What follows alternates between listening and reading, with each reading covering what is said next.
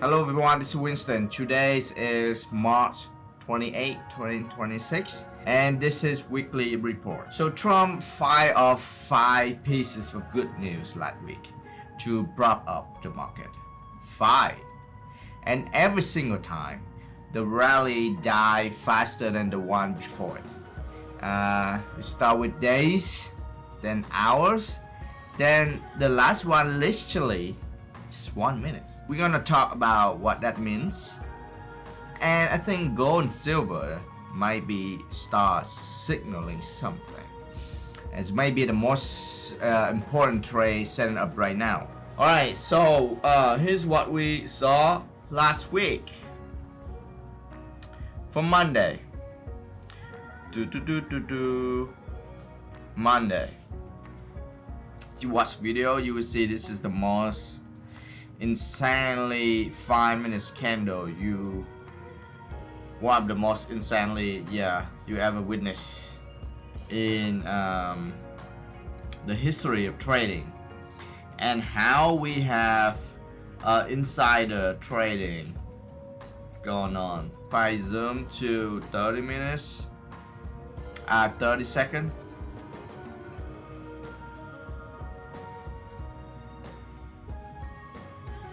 where is it? Today Monday.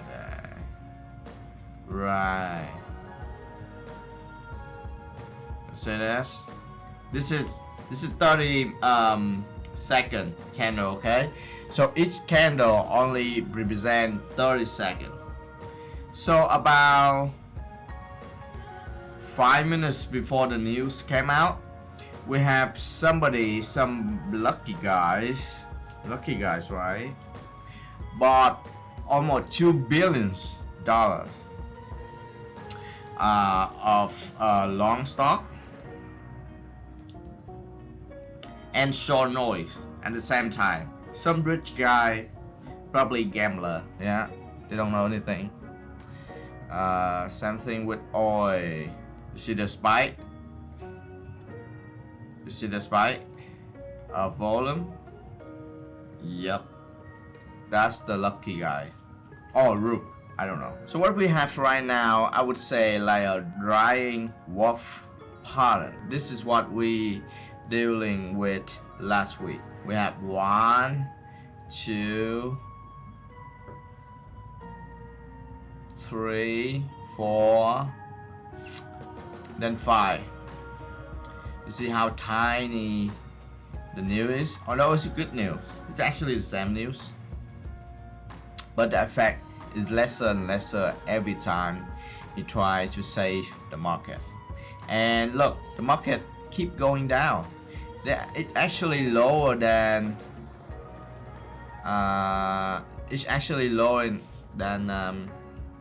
Sunday low. Okay, basically good vibe from the White House, and sure enough, as you can see, the market pop. But look at the timeline. I'll show you. The first one held for day, and actually the most intense candle up the most, like almost 4%. And this lasts 2 days. The next one like 1% and lasts hours, and the last one just 1 minute spike and then it's gone right back down, even lower than that before the news. So that's the definition of a market that exalted. When the good news can hold a rally, that tells you something very specific. The sellers are in control. The moment of euphoria wear off very fast, and the seller stepped right back in. Same thing happened with oil. There's clearly an effort to keep oil price suppressed, whether it's release oil reserve to release more oil, more supply to the market, or just the general we got this in control and the war is about over, so you guys don't have so the oil price doesn't have to be that high message. But no, oil keeps staying strong, came back strong from the sell up, and looked like it's about to test the high from 2 weeks ago. The opposite happened with oil last week. We have the first one, very intense, right? And then the second one, third one, fourth one over here, and then the fifth one. The intense.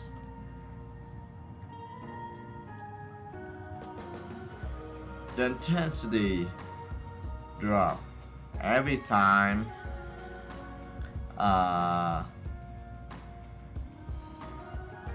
the market hear about bad news for oil. What does it mean? The opposite happened with oil. The sellers are exhausted in oil, and then every time the bad news came out, the seller just the sell up lasts only days to hours to just literally a minute, and then the buyer step in. It's like the sell off is a huge opportunity for all the buyers to step in. But here's the thing: the market already weak prior to the war, so it's not like war make the market sell up.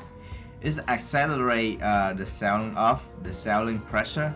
Oil market or stock market is not a top one priority from the White House, but actually it's the credit, it's the bond markets. It's the fact that the bond vigilantes are already putting the sweep on, and they straight talk to Trump that they don't like what's going on with the economy as well as the war. Alright, so what's the conclusion that we have from this action from last week? You got an administration repeatedly reaching into the toolkit.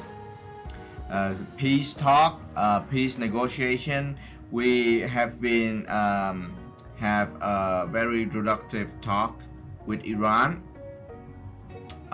or just some peace signal, and the market responding shorter and shorter windows every time. What does that tell you? It tells you and I that market is pricing in something structural, not a headline, not a tweet, something underneath. And where the underlying trend is bearish, and even good news can flip it. You have to respect that trend. This isn't panic, right? We don't have any panic in the market yet. This is information. The market is speaking, and you have to listen. Now here's where it gets interesting. Recently, gold and silver correlate with the risk-on assets. When the stock go up, the metal go up, and when the risk came up, the metal gets sold along with everything else, because people need liquidity. Last week, that relationship started breaking. Somehow, stocks were getting hit, but gold held, silver held, and in Friday section, they actually moved up while the equities were red. That's a big shift. That's gold starting to act like what it's supposed to be: a store of value and a hedge, not just another risk asset, which right now we have a lot of. And when you put it in the positioning data that came out on Friday, the spec net long in gold and silver is actually pulled back. That means the crowded short is actually more short right now. And historically, that's when gold made it the biggest move. When the weekends are out and the structure is clean. That's the setup I've been waiting for a very long time. I've been long gold from 2021,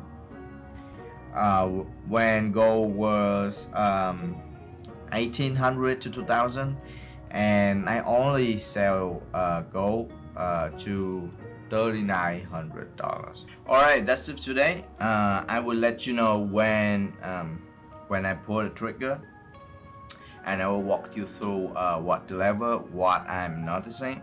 And until then, don't trade the headline, trade the structural, and keep it in mind. You don't have to trade. Alright, that's it today. Stay sharp, Chi.